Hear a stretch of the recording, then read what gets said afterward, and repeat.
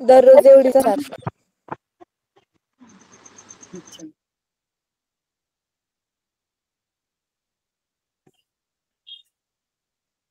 बरं, आपण आहे ना आज काय आपण शिकूया माहित आहे, आपला अजून दुसरा धडा चालू आहे ना, क्वाड्रॅटिक इक्वेशन, वर्ग समीकरण. तर आपण आज परफेक्ट स्क्वेअर मेथड शिकणार आहोत. Perfect square method. Quadratic equation solve करण्यासाठी 3 मेथड आहेत ना. पहिली जी मेथड आहे ती आहे फॅक्टरायझेशन, म्हणजे अवयव पद्धत. दुसरी पद्धत आहे पूर्ण वर्ग पद्धत, जी आपण आज शिकणार, परफेक्ट स्क्वेअर मेथड. आणि तिसरी जी आहे ती फॉर्म्युला मेथड, म्हणजे सूत्र पद्धत. क्रॅमर्स रूल आपला त्याच्यामध्ये पहिल्या धड्यामध्ये एकसामायिक समीकरण सोडवण्याच्या पद्धतीमध्ये क्रॅमर्स रूल आहे. आपण आता वर्ग समीकरण सोडवणार आहे ना.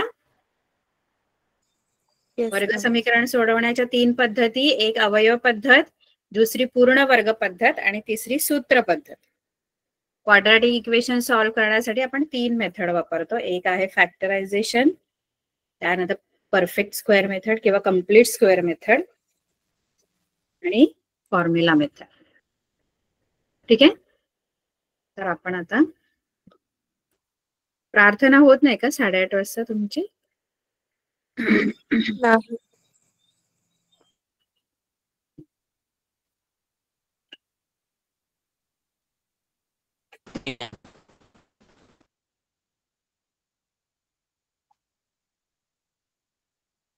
आपलं जे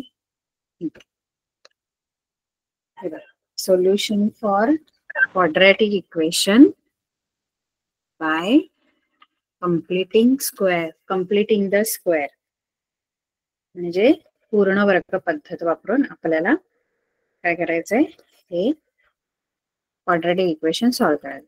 आता आधीच्या पुस्तकात जी मेथड होती ना ती मी तुम्हाला शिकवते. इथे थोडं ना मला खूप कठीण वाटते, त्यामुळे तुम्हाला मी आधीची पद्धत शिकवते. चालेल का? हो मॅम. Yes ma'am.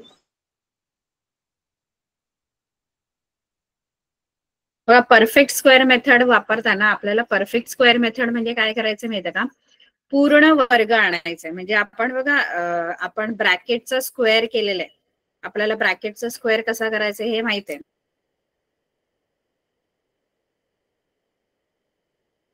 म्हणजे जसं आपण आता तर आपण याचा विस्तार कसा करतो, पहिल्या पदाचा वर्ग अधिक 2 गुणिले पहिले पद गुणिले दुसरे पद, म्हणजे 2 into first term into second term plus second term square है ना. फर्स्ट टर्म स्क्वेअर, पहिल्या पदाचा वर्ग नाही, हाफ स्क्वेअरचा फॉर्म्युला ए स्क्वेअर प्लस 2ab प्लस बी स्क्वेअर प्लस 2ab प्लस बी स्क्वेअर, म्हणजे पहिल्या पदाचा वर्ग करतो आधी आपण, अधिक 2 गुणिले पहिले पद गुणिले दुसरे पद, म्हणजे 2 into first term into second term. इथे फर्स्ट टर्म x आहे, सेकंड टर्म 3 आहे. 2 into first term into second term plus second term square, असा आपण त्याचा जनरल जो फॉर्म्युला आहे तो असा आहे. फर्स्ट टर्म स्क्वेअर, पहिल्या पदाचा वर्ग करायचा, अधिक 2 गुणिले पहिले पद, 2 गुणिले पहिले पद गुणिले दुसरे पद, अधिक दुसऱ्या पदाचा वर्ग, सेकंड टर्म स्क्वेअर, असा जनरल फॉर्म्युला आहे. माझा विस्तार केला तर आपल्याला असं मिळतं 6x अधिक 9. बरोबर आहे? बरोबर की नाही? येस मॅम, बरोबर आहे. आपल्याला आता काय करायचं माहितीये का, परफेक्ट स्क्वेअर मेथड म्हणजे काय माहितीये का, आपल्याला बघा क्वाड्रॅटिक इक्वेशन देणार, बरोबर आहे. आपल्याला क्वाड्रॅटिक इक्वेशन मध्ये 3 टर्म असणार आहेत, 3 पद असणार आहेत, है ना. आपण काय करायचं माहितीये का, 3 पद अशी आणायची की तो कोणाचा तरी स्क्वेअर व्हायला पाहिजे, असा ब्रॅकेटचा स्क्वेअर व्हायला पाहिजे. म्हणजे आता समजा मला असं असेल, असं असेल, बरोबर आहे. तर इथे मला काय करायचं माहित आहे, हे 3 टर्म्स आहेत ना, असं समजा क्वाड्रॅटिक इक्वेशन आहे आणि तुम्हाला परफेक्ट स्क्वेअर मेथडने सॉल्व्ह करायचं. तर मी काय करेन माहिती आहे, आता हे जे 3 टर्म्स आहेत, आता समजा असे 3 टर्म्स असते x² + 6x + 9, हे जर 3 टर्म्स असतील तर मी सांगू शकते की हा x+3 चा काय आहे, परफेक्ट स्क्वेअर आहे. x+3 चा ब्रॅकेट स्क्वेअर आहे. बरोबर. बघा माझ्याकडे जर मला जर इक्वेशन असं असेल, मला जर इक्वेशन हेच इक्वेशन जर मला क्वाड्रॅटिक इक्वेशन असं असेल, x² + 6x + 9 = 0, हेच हाच विस्तार, एक्सपान्शन, तर मी डायरेक्ट लिहू शकते. आता हे मला माहित आहे हा एक परफेक्ट स्क्वेअर आहे, म्हणजे या 3 टर्म्सनी मिळून एक कंसाचा वर्ग तयार होतो, परफेक्ट स्क्वेअर तयार होतो. तर हे 3 टर्म्स मिळून कोणाचा स्क्वेअर आहे, x² + 6x + 9 जो आहे तो कोणाचा तरी परफेक्ट स्क्वेअर आहे. कोणाचा आहे तो, x+3 चा परफेक्ट स्क्वेअर आहे. तो आहे की नाही, x+3 चा परफेक्ट स्क्वेअर आहे की नाही.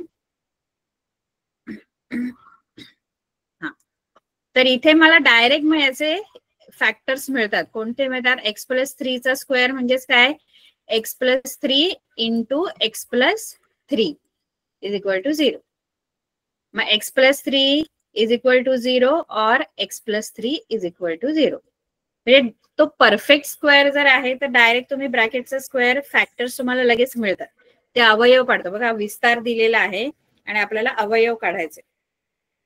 परफेक्ट स्क्वेअर असला पाहिजे. मग आता मला समजा बघा, हा असं इक्वेशन नाहीये मॅम, तो x + 6x ते कसं आलं, मला वेगळं इक्वेशन दिलंय. ते x² + 6x + 9 = 0 नाही दिले. मग मी काय करणार माहिती का, मी तो परफेक्ट स्क्वेअर मध्ये आणायचा. हे आपला फॉर्म्युलानुसार ना, आपण एखादा ब्रॅकेट आपण जर त्याचा ब्रॅकेट स्क्वेअर करतो तर आपण काय करतो, फॉर्म्युला वापरतो ना, first term square plus first term into 2 × first term into second term plus second term square. मग हे जर 3 टर्म्स आहेत ना, तर ह्याचा आपल्याला फॅक्टर्स लगेच मिळतात, x² + 6x + 9. पण असं नसेल, परफेक्ट स्क्वेअर नसेल तर आपण तो परफेक्ट स्क्वेअर आणायचा. म्हणजे समजा असं असेल, आता या 3 टर्म्सने तर परफेक्ट स्क्वेअर मिळत नाही. मग मी काय करेन माहिती आहे का, हा जो कॉन्स्टंट टर्म असतो ना तो तिकडे न्यायचा. बघा, परफेक्ट स्क्वेअर मेथडने सम सॉल्व्ह करताना 2 गोष्टी लक्षात ठेवायच्या. 2 गोष्टी खूप इम्पॉर्टंट आहेत. पहिली गोष्ट सांगते, परफेक्ट स्क्वेअर ना, आपण परफेक्ट स्क्वेअरने सॉल्व्ह करताना पहिलं तर A1 आणायचा.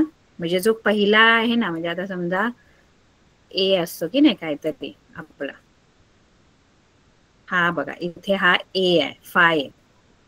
मग तो ए जर फाय असेल किंवा दुसरा कोणताही असेल तर तो काढून टाकायचा. जर हा फाय काढून टाकायचा आहे तर मला इथे पूर्ण इक्वेशनला फायने डिवाइड करावं लागेल. म्हणजे मला ए जो आहे ना तो 1 आणायचा आहे. पहिली गोष्ट ही करायची, A1 आणायचा.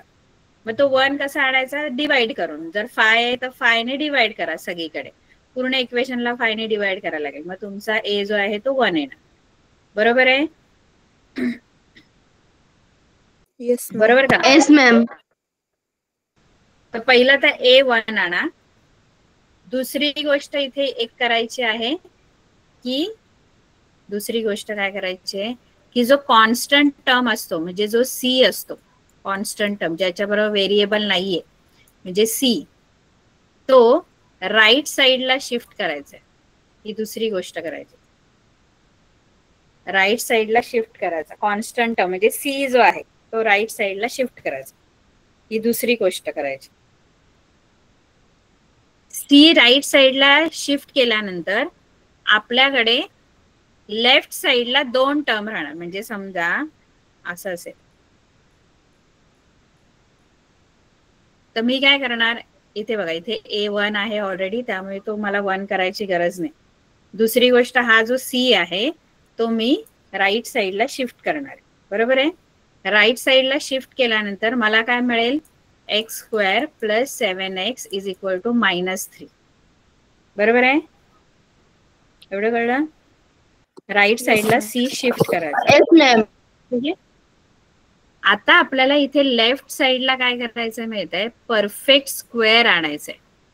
मग इथे आणखी एक टर्म जो आहे थर्ड टर्म, इथे थर्ड की या तिघांचा मिळून एक परफेक्ट स्क्वेअर बनला पाहिजे. काय बनला पाहिजे? म्हणजे जसं मगाशी हा परफेक्ट स्क्वेअर होता ना, x square plus 6x plus 9, या 3 टर्मने मिळून एक परफेक्ट स्क्वेअर बनवला होता. तसाच इथे तिसरा टर्म आपण ऍड करायचा की जेणेकरून हे जे 1, 2 आणि जो तिसरा टर्म मी ऍड करणार त्या 3 टर्मचा मिळून एक परफेक्ट स्क्वेअर बनला पाहिजे. थर्ड टर्म ऍड करायचंय. मग तो थर्ड टर्म ऍड कोणता करायचा, तर त्याच्यासाठी एक फॉर्म्युला आहे थर्ड टर्म साठी. कळते का?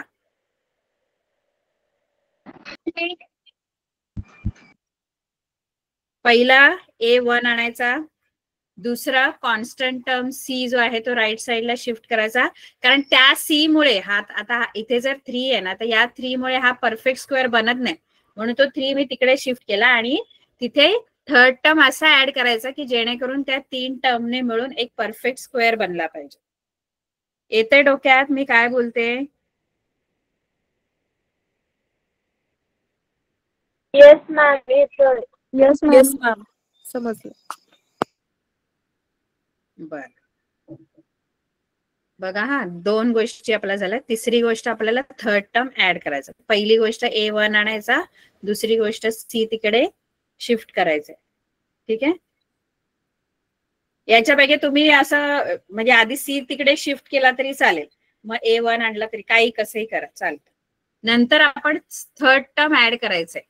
मग तो थर्ड टर्मचा फॉर्म्युला इथे मी तुम्हाला देते. थर्ड टर्म कसा फाइंड आउट करायचा की जेणेकरून तो परफेक्ट लेफ्ट साइडला परफेक्ट स्क्वेअर बनला पाहिजे. तर थर्ड टर्मचा फॉर्म्युला असा आहे, third term is equal to half into coefficient of x, म्हणजे जो पण व्हेरिएबल असेल, एक्स असेल तर एक्स लिहा, वाय असेल तर वाय लिहा, किंवा कुठला पण एम असेल तर एम लिहा, आणि त्याचं स्क्वेअर. आता हे काय आहे ते मी तुम्हाला सांगते. हाफ इंटू, फक्त थर्ड टर्मचा फॉर्म्युला लक्षात ठेवा, half into coefficient of x bracket square, हा तुमचा थर्ड टर्म असणार. आता सोडवूया आपण, म्हणजे तुम्हाला कळेल काय आहे. ह्या 3 गोष्टी आधी लक्षात ठेवायच्या. आता एक गणित मी तुम्हाला सोडून दाखवते, म्हणजे तुम्हाला आयडिया येणार कसं सोडवायचं. नीट लक्ष द्या मुलांनो. हे थोडं, ही एक मेथड आहे ना, ती थोडी कळली ना की बाकी काही नाही या धड्यामध्ये. हेच जरा असं कठीण आहे. कम्प्लीट स्क्वेअर मेथड कळली तर सोपी आहे, बऱ्याच वेळेला मुलांना कळतच नाही काय आहे मेथड. तर मी पहिलं गणित घेते याच्यातलं, x square plus x minus 20. Second वाला घेते, x square plus 2x minus 5 is equal to 0. X square plus 2x minus 5 is equal to 0.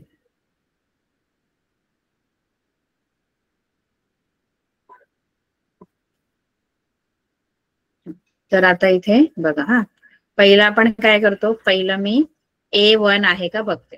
A1 आहे माझा, इथे आहे का इक्वेशन मध्ये A1 आहे का माझा? A1 आणायचा असतो नसेल तर हा बघा, हा तुमचा A आहे. इथे एक्स स्क्वेअरचा जो कोइफिशियंट आहे तो A, तो ऑलरेडी 1च आहे. आता पहिली स्टेप माझी ऑलरेडी आहे, A1 आहे. आता दुसरी गोष्ट मला करायची की C तिकडे शिफ्ट करायचा राईट साइडला. मग मी तो शिफ्ट करते. एक्स स्क्वेअर प्लस 2x इथेच राहणार, आणि हा -5 आहे, तो इकडे गेल्यावर 0 + 5 म्हणजे 5. बरोबर. Yes ma'am. आता इथे मला लेफ्टला थर्ड टर्म मला ऍड करायचं इथे. आता फक्त इकडे ऍड नाही करू शकत आपण, दोन्ही साईडला जी पण गोष्ट करू ती पूर्ण इक्वेशन मध्ये करायची असते. दोन्ही साईडला, लेफ्ट साईडलाच नाही ऍड करू शकत, केला तर दोन्ही साईडला. मग तो जो थर्ड टर्म आहे ज्याने लेफ्ट साइड ही परफेक्ट स्क्वेअर बनेल, कम्प्लीट स्क्वेअर बनेल, त्या थर्ड टर्मचा जो फॉर्म्युला आहे तो मी मगाशी लिहून दिलाय. Third term is equal to half into coefficient of x आणि ब्रॅकेट स्क्वेअर. आता half into coefficient of x, एक्सचा कोइफिशियंट म्हणजे हा एक्स आहे त्याचा कोइफिशियंट. साइन विथ साइन नाही घेतली तरी चालेल कारण हा ब्रॅकेटचा स्क्वेअर आहे. स्क्वेअर मध्ये तुम्ही पॉझिटिव्हचा स्क्वेअर पण पॉझिटिव्ह असतो, निगेटिव्हचा स्क्वेअर पण निगेटिव्ह असतो. म्हणून तो जो कोइफिशियंटची साइन इथे मॅटर नाही करत, साइन तुम्ही नाही घेतली तरी चालेल. कोइफिशियंट ऑफ एक्स किती आहे? 2. इथे 2 घ्या आणि ब्रॅकेटचा स्क्वेअर. इथे 2 1 जा 2, 2 1 जा 2 म्हणजे 1 आतमध्ये 1 राहणार आणि त्याचा स्क्वेअर म्हणजे 1.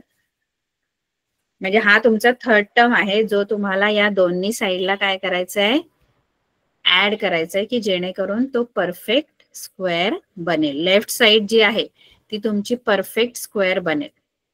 दोन्हीकडे ऍड करायचंय. काय ऍड करायचं दोन्हीकडे? 1. दोन्हीकडे काय ऍड करणार मी? 1. 1. तर मला काय मिळणार बघा, x square plus 2x already लेफ्टला आहे, त्याच्यामध्ये मी थर्ड टर्म ऍड केला 1 आणि इकडे 5 आहे ऑलरेडी राईट साईडला, तिथे पण 1 ऍड केलं. जी गोष्ट लेफ्ट साईडला कराल सेम राईट साईडला पण करायची. एवढं कळलं? आता या तिघांचा मिळून आहे ना, हे 3 टर्म्सचा मिळून हा परफेक्ट स्क्वेअर आहे. हे 3 टर्म मिळून एक परफेक्ट कम्प्लीट स्क्वेअर आहे. मग तो स्क्वेअर कोणत्या ब्रॅकेटचा आहे? कोणते 2 टर्म घ्यायचे ब्रॅकेटमध्ये जो ज्याचा हा स्क्वेअर आहे, तर ते शोधणं सोपं आहे. पहिला टर्म हा कोणाचा स्क्वेअर आहे तो सांगा, आणि थर्ड टर्म कोणाचा स्क्वेअर तो लिहायचा, एक्स लिहायचा. आणि हा लास्ट टर्म थर्ड टर्म कोणाचा स्क्वेअर आहे? 1चा. आणि मिडल टर्मची साइन द्यायची, मधल्या टर्मची साइन मध्ये द्यायची, आणि हा झाला परफेक्ट स्क्वेअर, ब्रॅकेटचा स्क्वेअर. कळलं? म्हणजे या तीन टर्म्स आहेत ते ह्याचा स्क्वेअर आहे, एक्स प्लस 1चा स्क्वेअर. जर तुम्ही फॉर्म्युला युज केला, आपण मगाशी मी जो सांगितला त्याप्रमाणे फॉर्म्युला युज केला तर हे 3 टर्म तुम्हाला मिळतील. बघा, आपण मगाशी फॉर्म्युला काय वापरला? पहिल्या टर्मचा square plus 2 into first term into second term plus second टर्मचा square. X square plus 2 into 1, 2 1 जा 2, 2x आणि 1चा स्क्वेअर 1. बघा हाच येतो की नाही? 3 टर्म हेच येतात की नाही? बरोबर की नाही? म्हणजे हे जे 3 टर्म आहेत, हे जे 3 टर्म आहेत हे याचा परफेक्ट स्क्वेअर आहे, एक्स प्लस 1चा. एक्स प्लस 1चा परफेक्ट स्क्वेअर आहे हे 3 टर्म्स मिळून. म्हणून मी इथे एक्स प्लस 1 ब्रॅकेट स्क्वेअर लिहिण इज इक्वल टू, इकडे काय येणार? 5 प्लस 1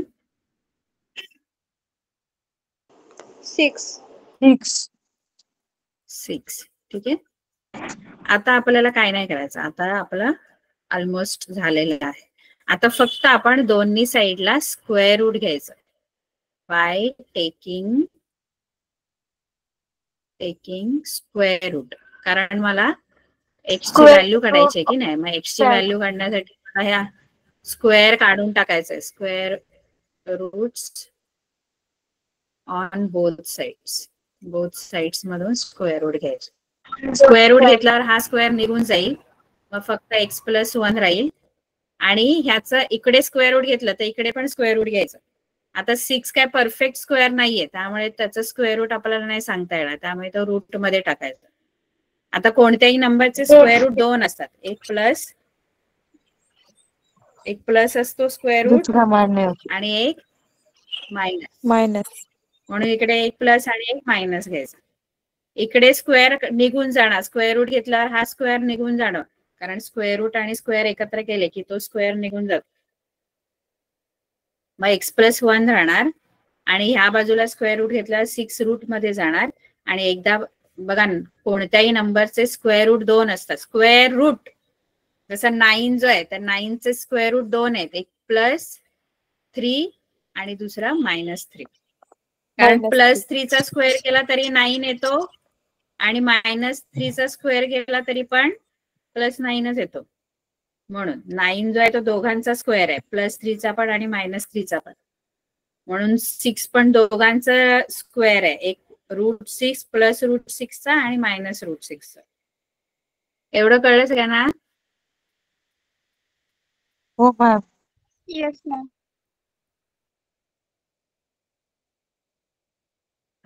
तर आता आपण फक्त काय करायचं, एकदा प्लस घ्यायचं, लेफ्ट साइड जी आहे तीच घ्यायची, x+1, आणि राईट साइड वेगवेगळी घ्यायची. एकदा +√6 x+1 = +√6 और x+1 = -√6. आता x ची व्हॅल्यू काढा. हा 1 तिकडे न्या, 1 तिकडे नेल्यावर मायनस होईल. √6 - 1 और x = आता यांचं काय होणार नाही ऍडिशन सबट्रॅक्शन, त्यामुळे हे असंच राहणार. हे तुमच्या 2 क्वाड्रॅटिक इक्वेशनचे रूट्स आहेत.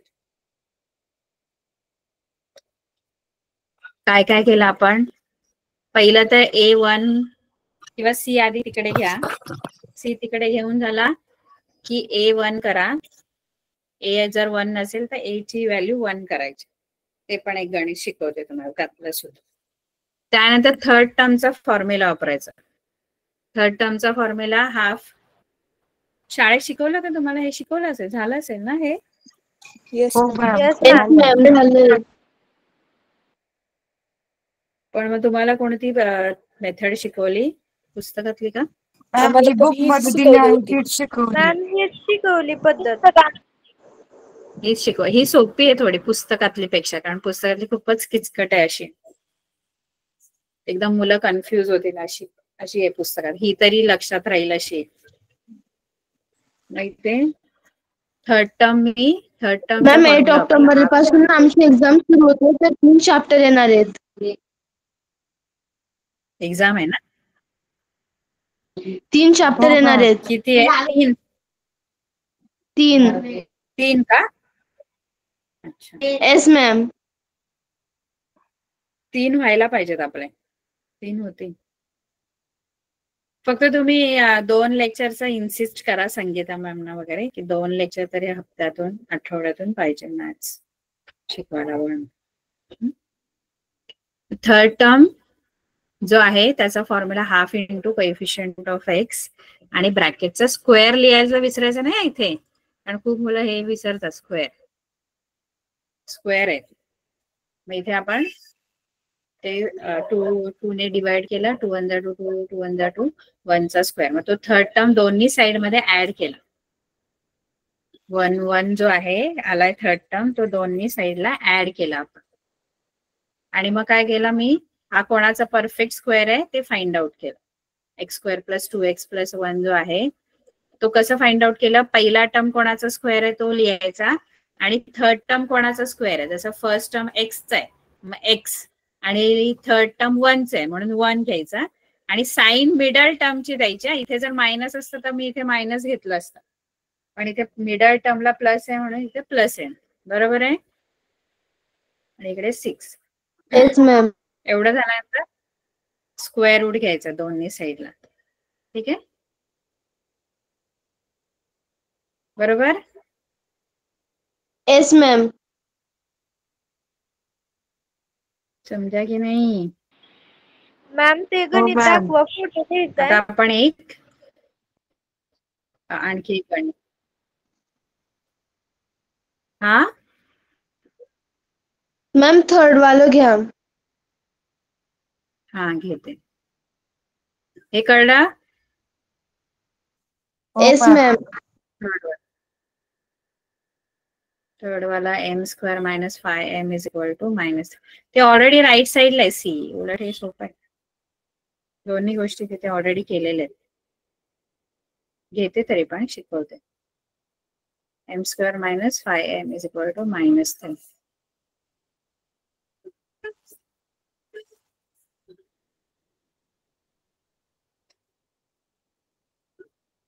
असं आहे ना ते. आता इथे पहिला तर आपल्याला A1 पाहिजे. आहे का A1? A1 आहे का?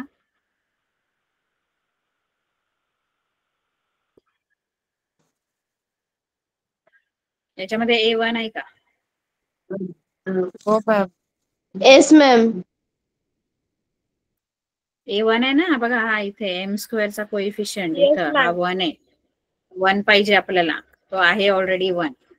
दुसरं सी जो आहे तो राईट साइडला पाहिजे, सी राईट साइडला पाहिजे. आहे का? आहे मॅम. हो मॅम. ऑलरेडी त्यांनी तो तिकडेच दिलेला आहे बघा, कॉन्स्टंट टर्म ज्याच्यावर व्हेरिएबल नाही तो ऑलरेडी तिकडेच आहे, त्यामुळे तो इकडे घ्यायचा नाही परत, तो तिथेच ठेवायचा. कारण तेच पाहिजे आपल्याला. आता फक्त आपल्याला काय करायचंय, थर्ड टर्म ऍड करायचंय. मग थर्ड टर्मचा फॉर्म्युला वापरायचा. Third term is equal to, काय फॉर्म्युला आहे थर्ड टर्मचा? Half into half multiply by coefficient of M लिहायचं. X of M. एम आहे ना आता व्हेरिएबल, आणि ब्रॅकेटचा स्क्वेअर. एम चा कोएफिशियंट किती आहे? खरं तर -5 आहे, 5. पण मायनस नाही घेतलं तरी चालेल का नाही घेतलं तरी चालेल सांगितलं तुम्हाला? कारण नंतर त्याचं काय होणार आहे, स्क्वेअरच होणार आहे, आणि निगेटिव्ह नंबर जरी असला तरी स्क्वेअर हा पॉझिटिव्हच असतो, त्यामुळे ते पॉझिटिव्हच उत्तर येणार आहे तसं पण. म्हणून मी घेतला नाही, पण खरं एमचा कोएफिशियंट बघायला गेलं तर -5, पण 5 घेतला तरी चालेल, कारण नंतर स्क्वेअर करायचा आपल्याला. आता इथे डिवाइड नाही होत आहे 2 ने, मग सरळ मल्टिप्लिकेशन करायचं. न्यूमरेटर्सचं मल्टिप्लिकेशन, अंशांचा गुणाकार आणि छेदांचा गुणाकार. 5 1 जा 5 आणि 2 1 जा 2 आणि स्क्वेअर. बरोबर? स्क्वेअर येणार 25/4. एवढं कळलं?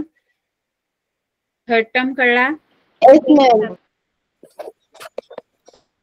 आता हा जो थर्ड टर्म आहे तो काय करायचा आपण? हा थर्ड टर्म जो आलेला आहे तो काय करायचा आहे?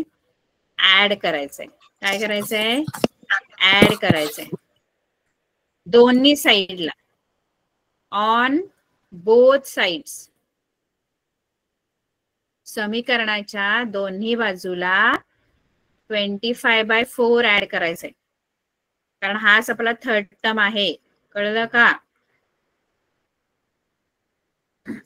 मग माझं येस इक्वेशन मॅम. लेफ्ट साइडला m² - 5m, लेफ्ट साइडला आहे m² - 5m, त्याच्यात मी थर्ड टर्म 25/4 ऍड केला, इज इक्वल टू राईट साइडला माझे -3 आहे, तिथे पण मी सेम 25/4 दोन्ही साइडला ऍड केलं. 25/4. कळलं हे इथपर्यंत?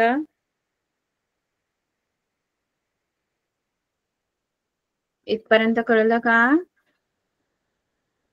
Yes, ma'am. Yes ma'am. Yes, ma'am. इथपर्यंत सगळ्यांना कळलेलं आहे? हो. मॅम हा -3 + आता हे 25/4 कसा आला? 3 टर्म मिळून, हा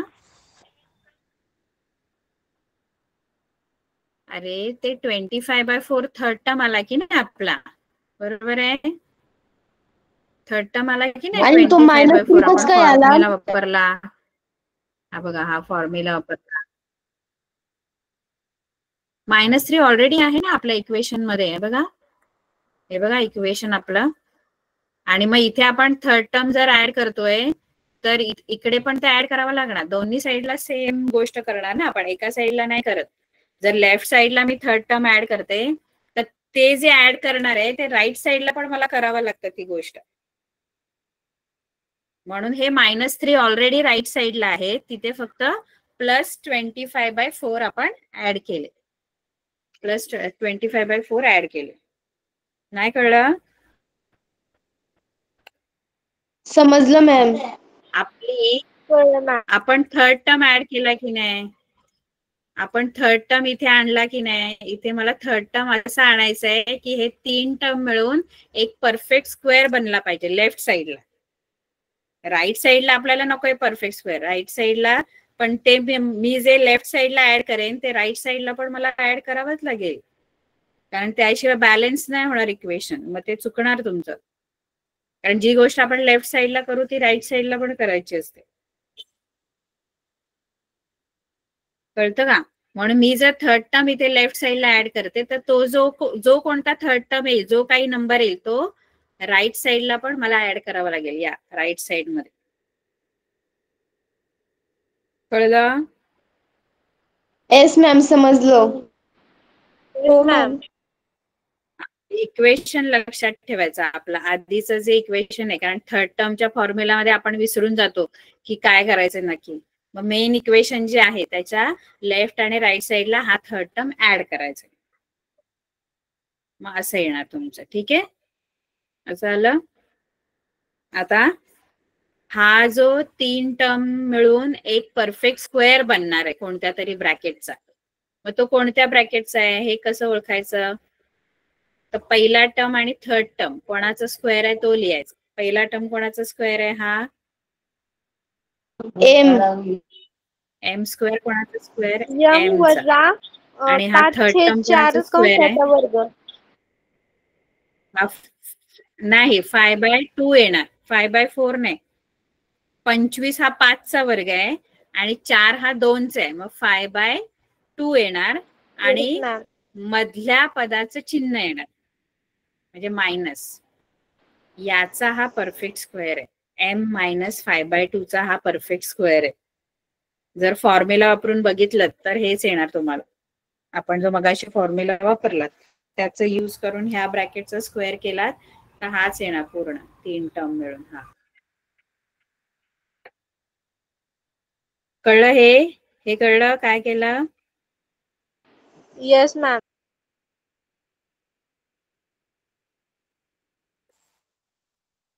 एम आहे ना ब्रॅकेट स्क्वेअर. येस मॅम, समजलं. आता राईट साइडला आपल्याकडे नॉर्मल नंबर्स आहेत पण ते फ्रॅक्शन आहेत. त्याचं आपल्याला ऍडिशन किंवा सबट्रॅक्शन होण्यासाठी त्याचा आधी डिनॉमिनेटर इक्वल करावा लागेल, कारण असे ऍड नाही होणार हे नंबर. हे तर नॉर्मल नंबर्स आहेत पण त्यातला एक नंबर फ्रॅक्शन आहे. मग अशी तर साधं गणित होतं, आता हे फ्रॅक्शनचं ऍडिशन सबट्रॅक्शन आहे तर त्याच्यासाठी डिनॉमिनेटर काय करावा लागतो? इक्वल करावा लागतो. पण इथे -3 चा डिनॉमिनेटर 1 आहे आणि इथं 4 आहे, मग मला इथे कितीने मल्टिप्लाय करावं लागेल? सेम करायचं ना, इक्वल करायचं ना डिनॉमिनेटर. 4 ने. 4. मग इथे 4 ने मल्टिप्लाय केलं,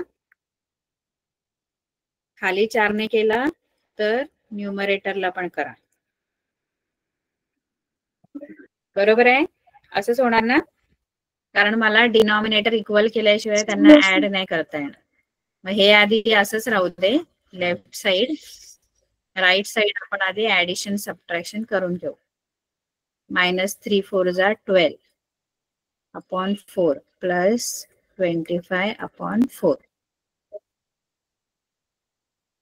आता डिनॉमिनेटर इक्वल आलेला आहे तर तुम्ही तो एकदाच लिहू शकता 4 आणि वरती आलं -12 प्लस 25. बरोबर आहे हे? Yes ma'am. आता आधी ही लेफ्ट साइड जोपर्यंत आपलं पूर्ण सॉल्व नाही होत राईट साइड तोपर्यंत left side as it is घ्यायचा. इथे -12 प्लस 25 याचं सबट्रॅक्शन होणार, कारण एक -1 प्लस आहे, सबट्रॅक्शन होऊन 13 आन्सर येणार आणि डिवायडेड बाय 4 प्लस 13/4 हे तुमचा आन्सर आहे. ते राईट साइडला जे काही ऍडिशन सबट्रॅक्शन होतं त्याचं हे आन्सर आहे फायनल. ठीक आहे, हे सॉल्व्ह करून झाल्यानंतर आता पुढची स्टेप काय असते? राईट साइडचा आन्सर मिळाल्यानंतर आता हे सगळं सॉल्व्ह करून झाल्यानंतर दोन्ही साइडला आपण स्क्वेअर रूट्स हे नंतर करायचं. वर्गमूळ घ्यायचं दोन्ही बाजू, कारण हा आता मला एम ची व्हॅल्यू काढायची तर स्क्वेअर काढून टाकावं लागेल, आणि स्क्वेअर काढायचे आहे तर स्क्वेअर रूट घ्यायचे. एखादी गोष्ट म्हणजे आता समजा एखादी गोष्ट प्लस करायची म्हणजे आता स्क्वेअर काढून टाकायचं तर स्क्वेअर रूट घ्यायचं, स्क्वेअर रूट काढून टाकायचे तर स्क्वेअर करायचा असतो, हे लक्षात ठेवा. आता मला हा एम ची व्हॅल्यू काढायची तर आधी मला हा स्क्वेअर काढावा लागेल, मग हे -5/2 तिकडे घेऊन जावे लागते, पण त्यासाठी आधी स्क्वेअर काढावा लागेल, आणि स्क्वेअर काढण्यासाठी दोन्ही साईडला मी स्क्वेअर रूट घेते. स्क्वेअर रूट घेतले की स्क्वेअर निघून जातो, बरोबर की नाही? Yes ma'am. आता काय होईल बघा, हा इथे स्क्वेअर रूट घेतल्यानंतर हा स्क्वेअर निघून गेला, मग फक्त राहिला m-5/2, बरोबर आहे, लेफ्ट साईडला इकडे. आता इकडे स्क्वेअर रूट घेतला तर इकडे पण घ्यावा लागेल स्क्वेअर रूट. तर हे नॉर्मल नंबर आहेत, नंबरचे स्क्वेअर रूट 2 असतात, एक प्लस एक मायनस. तर 13 जो आहे त्या 13चा स्क्वेअर रूट काय आहे आपल्याला माहित नाही, वर्गमूळ 13. √13. आणि 4चं वर्गमूळ काय आहे? 2. म्हणजे मला प्लस मायनस √13/2 असं राईट साईडचं स्क्वेअर रूट मला मिळालं. आता पुढे एकदा प्लस घ्यायचं, लेफ्ट साईड हीच घ्यायची, m-5/2 is equal two plus √13/2 और m-5/2 is equal to minus √13/2. आता काय करायचं, आता m ची व्हॅल्यू पाहिजे ना, मग हा -5/2 तिकडे न्यायचा, इथे पण हा -5/2 तिकडे न्यायचा राईट साईड. इथे m इज इक्वल टू हे √13/2 प्लस 5/2, मायनस आहे ना, इकडे आल्यावर प्लस होणार, इथे पण तेच, हा -5/2 इकडे आल्यावर प्लस होणार, पण इथे हे मायनस √13 आहे, 5/2 प्लसच होणार दोन्हीकडे जा. हे तुमचं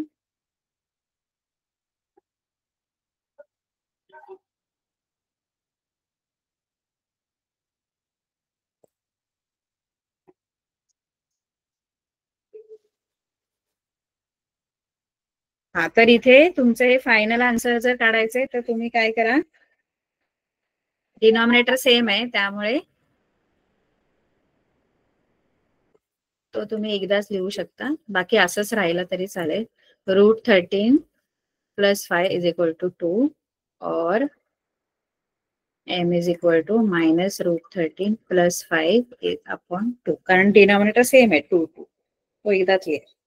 बाकी तर वरचे ऍड नाही होणार, ऍड किंवा सबट्रॅक्ट नाही होणार, कारण एक जो आहे तो इरॅशनल आहे, एक रॅशनल आहे, बरोबर आहे? Yes ma'am. कळलं का?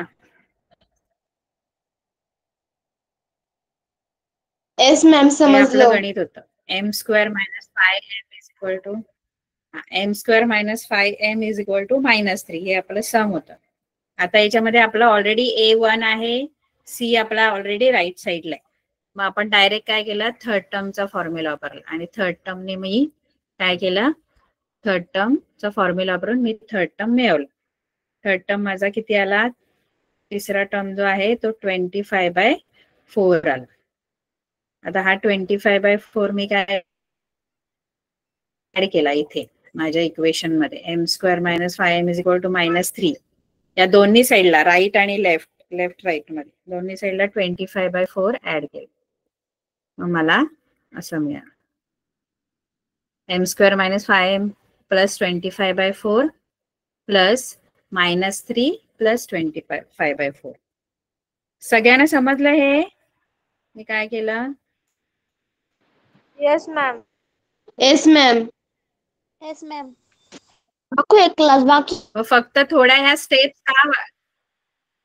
ह्या स्टेप्स वाढल्या, कारण इथे मला फ्रॅक्शनचं ऍडिशन होतं, एवढ्या स्टेप्स वाढल्या, नाहीतर इथे मगाशी डायरेक्ट आपलं ऍडिशन झालं होतं.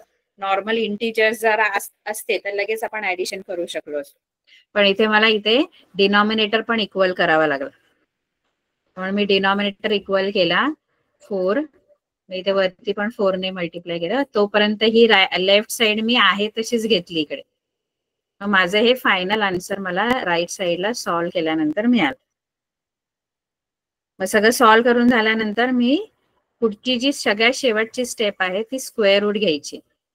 मग स्क्वेअर रूट घ्यायचा आणि मग 2 स्क्वेअर रूट तुम्हाला मिळणार. मग एकदा प्लस स्क्वेअर रूट घ्यायचा, एकदा मायनस, आणि 2 असे आपण रूट्स काढले इक्वेशन.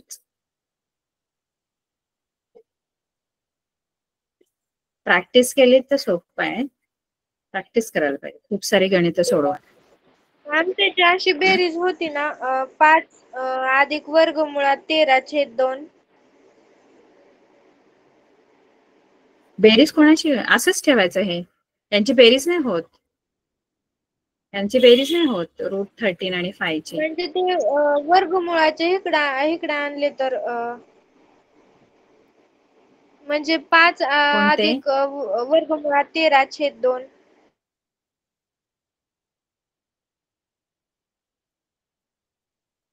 म्हणजे असे असं बोलते,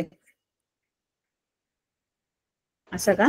5 अधिक वर्गमुळात 13/2. हा तसे चालते का मॅडम ते?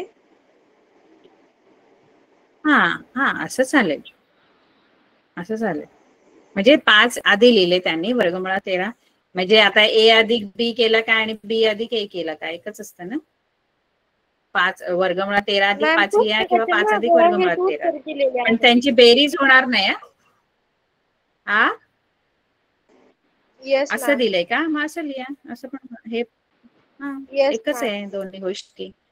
5 अधिक वर्गमुळात 13/2 आणि इथे येईल 5 वजा वर्गमुळात 13. 5 अधिक आहेत आणि ते वर्गमुळात 13 वजा आहेत इथे, भागिले 2. वर्गमुळात 13 वजा आहेत ना, मग त्याला ऋण चिन्ह द्या वर्गमुळात 13ला आणि भागिले 2. हे पण उत्तर बरोबर आहे तुमचं, हे वर दोन्ही एकच उत्तर आहेत. कळलं? आता आणखी एक गणित आपण घेऊ ज्याचा A1 नाहीये, असं आहे बघा गणित. खालची, हा, ही खालची 3 गणित आहे ज्याच्यामध्ये A1 नाहीये. 6वं घेते मॅम 6वं.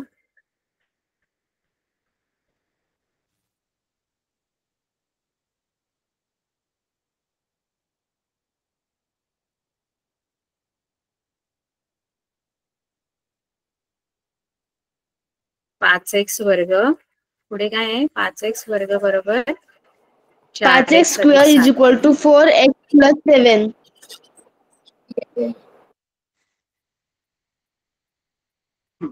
इथे तर पहिली गोष्ट आपल्याला सी तिकडे पाहिजे राईट हँड साइडला, पण इथे बी चा टर्म पण राईट हँड साइडला, तर हा इकडे घ्यावा लागेल आपल्याला.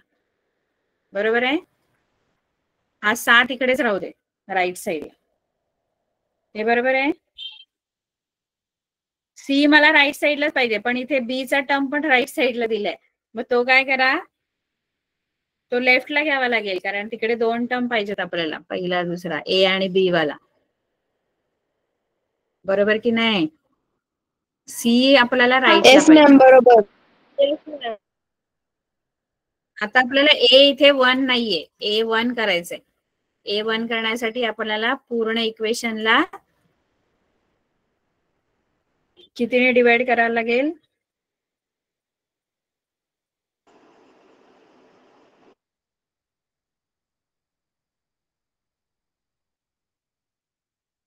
ए जिथे जेवढा आहे त्यानेच तोच घालवायचा आहे, तर त्यानेच डिवाइड करावा लागेल. जो ए आहे ना, 5 आहे की नाही, तो घालवायचा आहे, तिथे 1 आणायचंय. मग 1 कधी येईल? 5 ला 5 ने डिवाइड करू तेव्हा 1 येणार ना. मग मी 5 ने डिवाइड करते, पण पूर्ण इक्वेशनला करावं लागेल. 5x square upon 5 minus 4x upon 5 is equal to 7/5. सगळ्या टर्म्स ने केलं 5 ने डिवाइड, कारण एकाला नाही करून चालणार, पूर्ण इक्वेशनला करावं लागेल. हा 5 गेला, मग आपलं काय राहिला? x square minus 4/5x is equal to 7/5. आता माझं A1 आलं.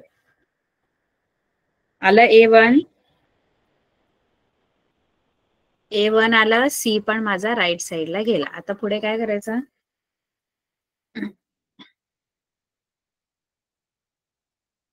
पुढे काय करायचं असतं? याच्या पुढची स्टेप काय?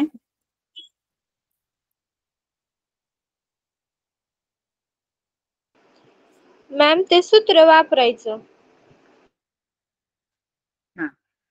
थर्ड टर्म आपल्याला आणायचं आहे ना, की जेणेकरून इकडे लेफ्ट साईडला बघा 2 गोष्टी करून झाल्या ना, A1 झाला आणि C राईट हँड साईडला गेला की थर्ड टर्मचा फॉर्म्युला वापरायचा. Half multiply bye coefficient of x.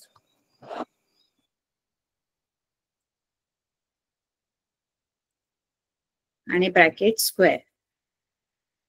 तर half into coefficient of x आहे 4/5 ब्रॅकेट स्क्वेअर. इथे आता 2 ने भाग जातो. पे के बे 2 2 1 2 2 2 4.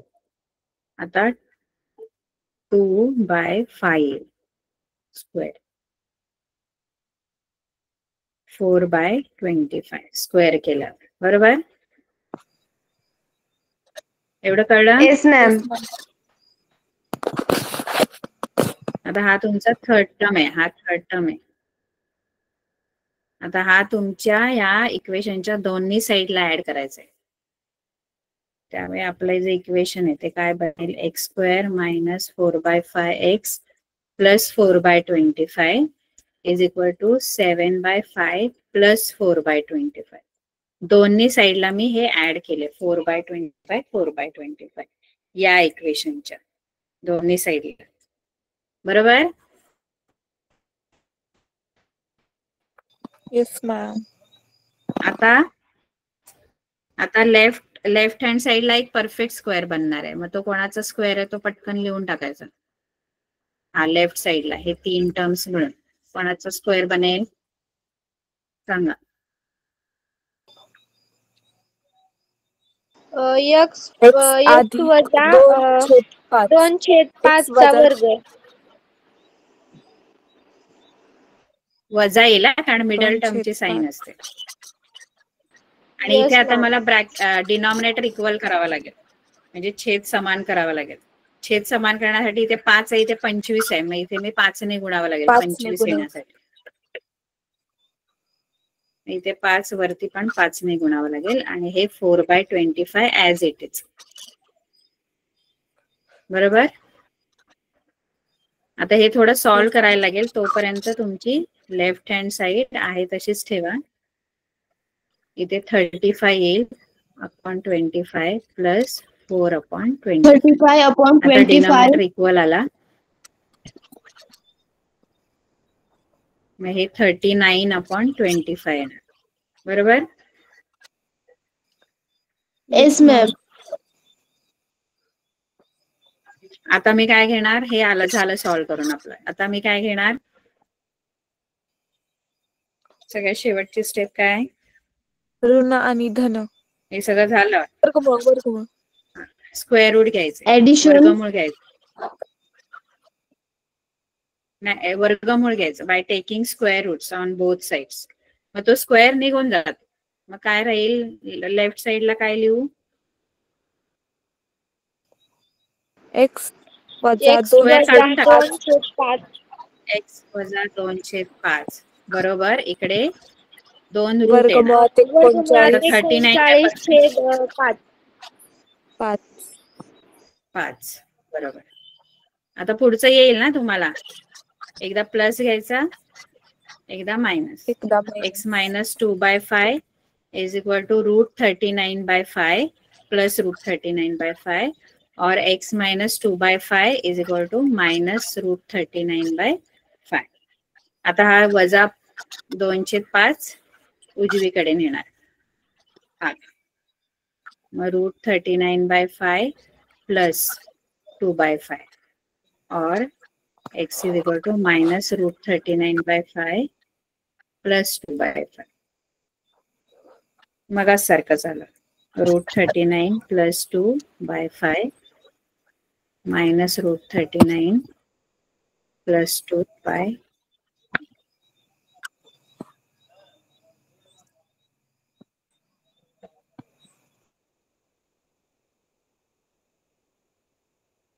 हे तुमचं 2 प्लस √39 लिहिलं तरी चालेल. 2 प्लस √39/5 और 2 मायनस √39/5. समजला? मॅम Yes, थांबा ma'am. थोडं लिहायचं येस राहिलं. मॅम. लिहायचं राहिलं का? एक मिनिट.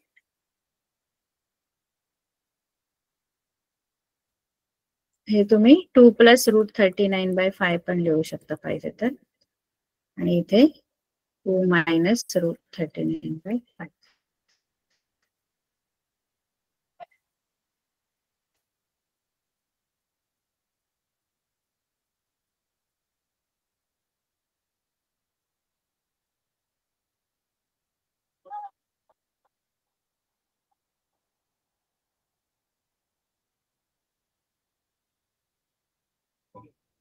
झालं? बाकीची मॅम. सोडवाल गणिता? Yes ma'am. बाकीची सोडवाल का? Yes ma'am. मॅम प्रयत्न आम्ही करा. गेल्या वेळेस आणि अभ्यास टाकलाय. हो हो बघितलं मी. कळलं सगळ्यांना? हो.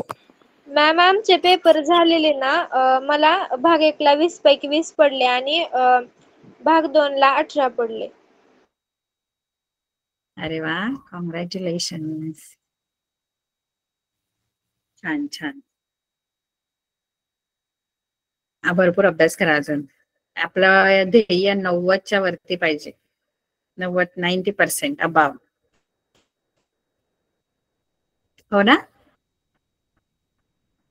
सायन्स कसं जातं? सायन्स सोपं जात. मॅम ही तर वर्गात चालेल. झालं ना नंतर रिव्हिजन होते आमची. तेच. बरोबर. छान छान. मॅम आमचं गणित बरं. 3दा होतं, वर्गात एकदा आणि इथं ऑनलाईन क्लासमध्ये ना आम्ही रिव्हिजन करताना एकदा. 3दा गणित होतं आमचं. 3दा म्हणजे इथे एकदा आणि शाळेत एकदा ना? आणि मॅम आम्ही घरी रिव्हिजन करतो ना, म्हणजे सर सांगतात हे रिव्हिजन करून या, नंतर मग हा होतं हा. रिव्हिजन. बरोबर. चालेल चालेल. चला बाय. Good night.